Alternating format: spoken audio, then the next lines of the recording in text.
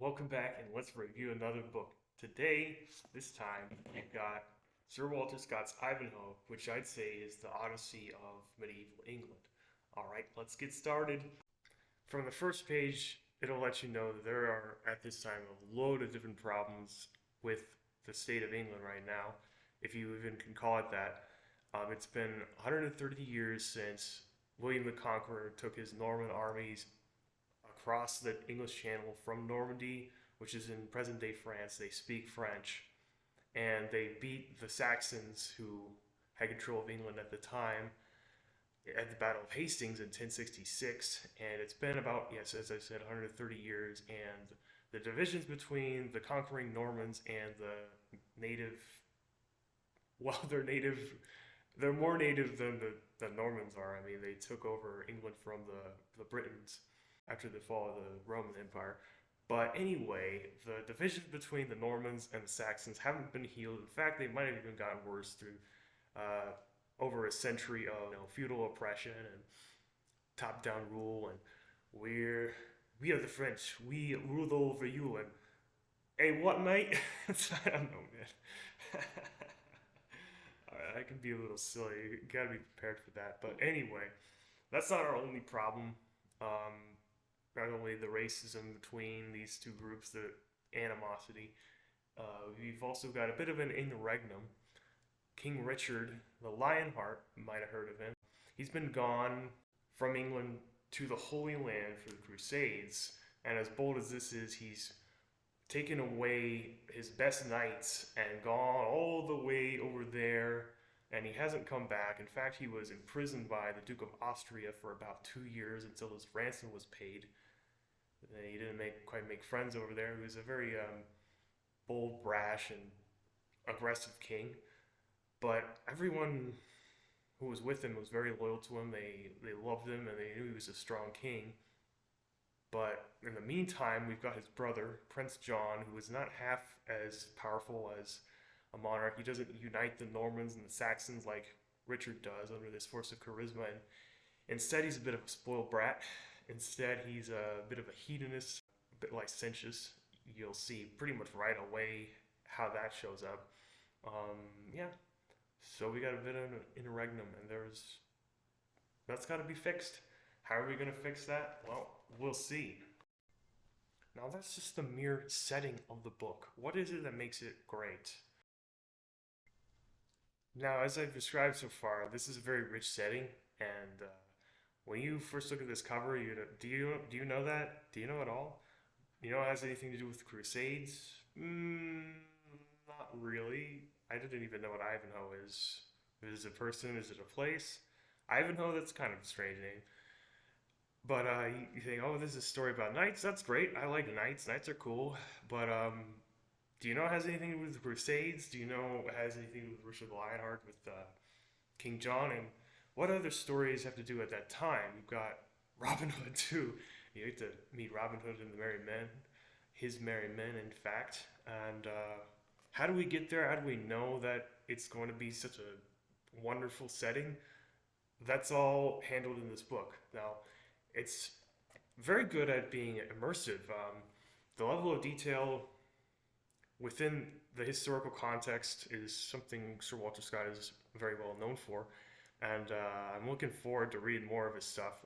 Ivanhoe's the most famous, of course, nowadays, but he wasn't even. Sir Walter Scott was knighted for his literary works, and he wasn't even knighted for Ivanhoe. He was this book Ivanhoe came out in 1820, which is the same year he was knighted by the King of England at the time for works like this, Rob Roy, which probably is the next book I'm going to read. Written in 1817 about uh, turmoil between the Scots and the English. There's another book, Waverley, I believe. It was about an English nobleman who got involved with Scottish rebels about 1745. There are all kinds of civil wars between the English. No, not civil wars, of course. There are wars between the Scots and the English between the early 1700s and the mid 1700s. And I think what Sir Walter Scott, as a Scotsman, would have been hoping for with a novel like Ivanhoe, where you have tension between the the Saxons and the Normans is that it's similar in a way to the sort of tensions that might have been going on between the Scots and the English at the time and in that previous century, the 1700s. Now, Scott was living in the early 1800s, the Napoleonic Wars, for example. Bit of an analog to the Crusade, I imagine, where you have the English fighting in Spain and across the seas against the French Navy and keeping Napoleon in check and eventually beating him at Waterloo. Yeah, it's quite a thing, isn't it? Another facet to this wonderful immersion that Sir Walter Scott has been able to achieve in Ivanhoe is the sort of pacing we have going on here. Now, it's not only just descriptions of the setting of the characters and of what's going on, we've also got quite a bit of action to intersperse everything. Now, this isn't always nice going after it at the jousting lists and big melees and big battles. He actually is a lot less descriptive of battles than a lot of other authors are. He's not describing the carnage. He's not describing every crime that's committed. Just to be edgy and dark like certain fantasy authors today. Now, part of how Scott's able to achieve this is that Ivanhoe is not even the main hero in this story. You don't even know who Ivanhoe is to begin with. Another similarity to the Odyssey, but in this story, every character you get has their own chance to be a hero or a villain, depending on their inclination, or even a mix between the two. I think it's a wonderful thing. You don't always have to have a battle going on. This here is the description Scott gives of one of my favorite characters, which is Wamba, the Saxon fool. He's got some antics. He's very heroic too. He's smarter than he seems, so he might have some mental disability. He's a very clever guy. So, beside the swineherd, for such was Gert's occupation, was seated upon one of the fall druidical monuments, a person about 10 years younger in appearance, and whose dress, though resembling his companions in form, was of better materials and of a more fantastic description. His jacket had been stained of a bright purple hue, upon which there had been some attempt to paint grotesque ornaments in different colors. To the jacket he added a short cloak which scarcely reached halfway down his thigh. It was of crimson cloth, though a good deal soiled, lined with bright yellow, as he could transfer it from one shoulder to the other, or at his pleasure draw it all around him, its width, contrasted with its want of longitude, formed a fantastic piece of drapery. He had thin silver bracelets upon his arms, and on his neck a collar of the same metal, bearing the inscription, the same metal was copper anyway, bearing the inscription, Wamba, son of Witless, is thrall of Cedric of Rotherwood. This personage had the same sort of sandals with his companion, but instead of the roll of leather thong, his legs were cased in a sort of gaiters, which one was red and the other yellow. He was provided also with a cap, having around it more than one bell, about the size of those attached to hawks, which jingled as he turned his head to one side or other, and as he seldom remained a minute in the same posture, the sound might be considered as incessant. Around the edge of this cap was a stiff bandeau of leather, cut at the top in open work, resembling a coronet, while a prolonged bag arose from within it and fell down on one shoulder like an old-fashioned nightcap or a jelly bag, or the headgear of a modern hussar. Now, keep in mind, this is written in 1820 when we actually did have hussars being deployed in battle with their big, tall caps. Part of the cap that the bells were attached, which circumstance as well as shape of his headdress and his own half-crazed, half-cunning expression of countenance sufficiently pointed him out as belonging to the race of domestic clowns or jesters maintained in the houses of the wealthy to help away with the tedium of the lingering hours which they were obliged to spend within doors. He bore, like his companion, a scrip, which is like a belt or purse, a little pouch that you put on your belt, attached to his belt, but had neither horn nor knife, being probably considered as a belonging to a class whom it is esteemed dangerous to entrust with edge tools. In place of these, he was equipped with a sword of lath, resembling that which Harlequin operates his wonders upon the modern stage. Just a little play toy sword. Oh yeah, Mr. Jester. Why is Mr. Jester a cool character? Because he's a thrall, he's a peasant, he's a servant. You might might even describe him as a bond slave. Even though he has a low social rank, and no one's going to take him seriously, he's able to point out when the nobles, even Prince John himself, is being ridiculous. And that's a wonderful thing. I kind of wish politicians and maybe just anybody had a gesture of their own to take them down a notch when they need it, when they're being that ridiculous, when they're being a fool themselves. But being a prince, they don't have the sort of harmlessness that a Saxon thrall does. People will listen to what they say and they can put themselves in armor and bully people. So a gesture is a wonderful thing, especially a good gesture, which Wamba is. You'll see why. Another one of our wonderful supporting characters is Cedric, the quintessential Saxon lord. Here's our description here. It appeared indeed from the countenance of this proprietor that he was of frank but hasty and choleric temper. He was not above the middle stature, but broad-shouldered, long-armed, and powerfully made, like one accustomed to endure the fatigue of war of the chase.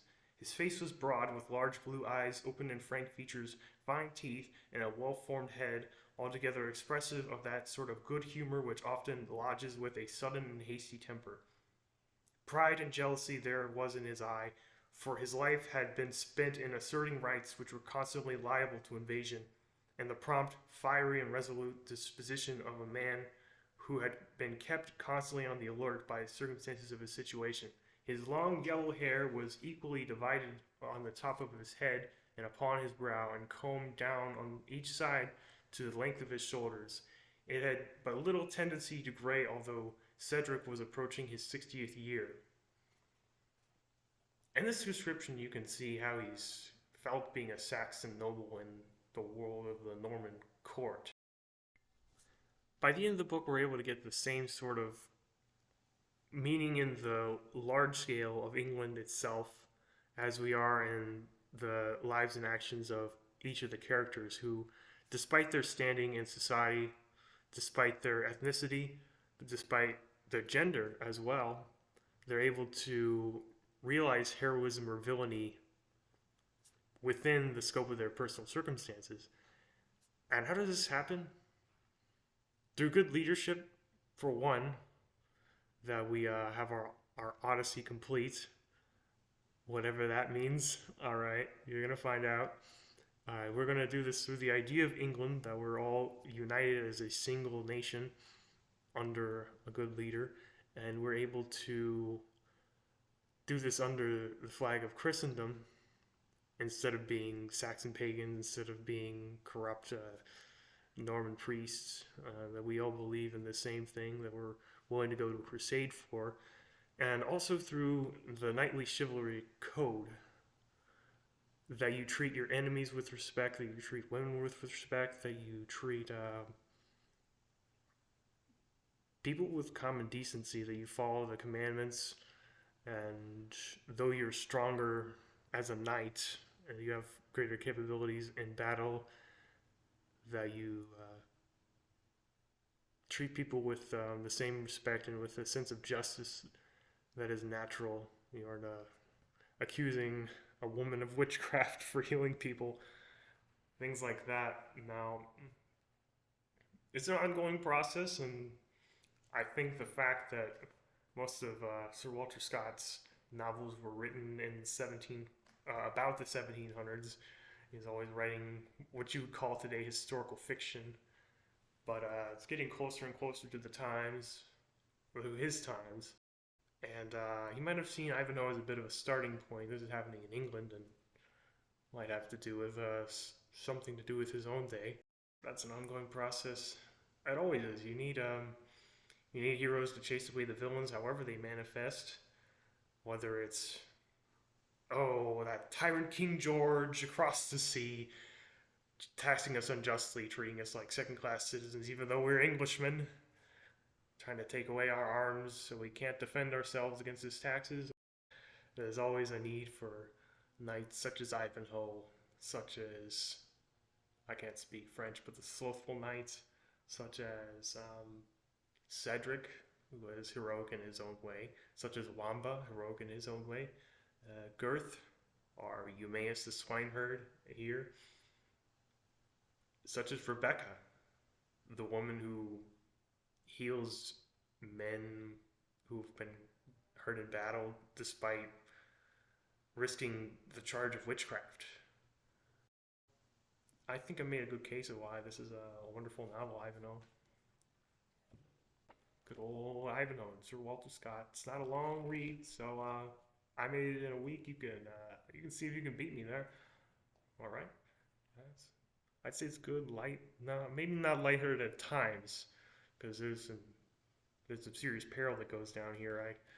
It says on this little barcode here, this kids fiction. Now, it's not a gory or racy story. There's no modern curse words. There's no um, explicit violence. I mean, there's a dungeon that somebody gets trapped in, and there's a skeleton well, how'd that get there?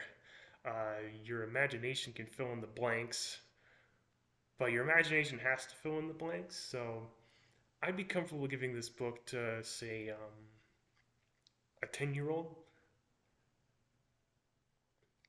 Yeah, I definitely wouldn't be comfortable giving Game of Thrones to anyone under 16, or, yeah, the Sarah J. Maas books either, or even the one I wrote. So, yeah, it's more tasteful than any of those. It's written with 19th century sensibilities. So, yeah, I wouldn't say it's kids fiction, but it's it treats the subject with the seriousness that's due. That you are fighting battles that, yeah, bad things can happen when when one race conquers another. This is uh this is manifested in the character Ulrika uh, very poignantly, and only adults will get how horrible her life was, and she's able to redeem it in the end. Though it's quite anti-heroic. I think that's one of the best characters. But yeah, I could talk about all these wonderful supporting characters that Scott has given us. All right, that wraps up our review of Ivanhoe today. I hope it was a little more smooth than the review of the Black Company. What I've been doing to try and improve is take notes about what I like about the book and what's unique about it. The author's writing style as well, while I'm reading, so that I don't have to think out my ideas on camera. Now, of course, I'm still doing this. I'm the kind of person who thinks before I speak most of the time. Having thought it out beforehand helps, but I'm doing a bit of cutting to make it a little bit smoother. And yeah, any feedback is always appreciated, and we're going to keep going. Don't know when. These books might take a little longer to read, who knows? But we're going to keep going and keep improving. Yes, sirs. All right. Keep your attention span up. Reading books will do that for you. All right. Bye. Signing out.